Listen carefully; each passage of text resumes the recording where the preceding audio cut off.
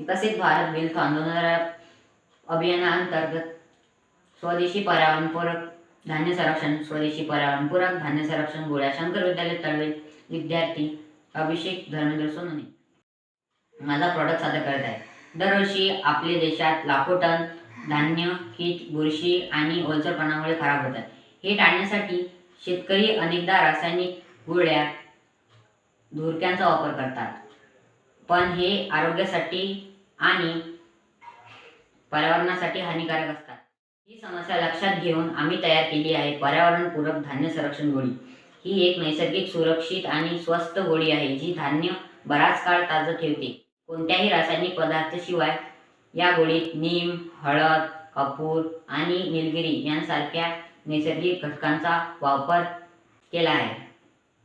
ही गोळी धान्याच्या डब्यात ठेवली की ती हळूहळू वायू स्वरूपात सुवासिक घटके सोडतात, ज्यामुळे कीड आणि बुरशी दूर राहतात। या नवकल्पनेमुळे शेतकरी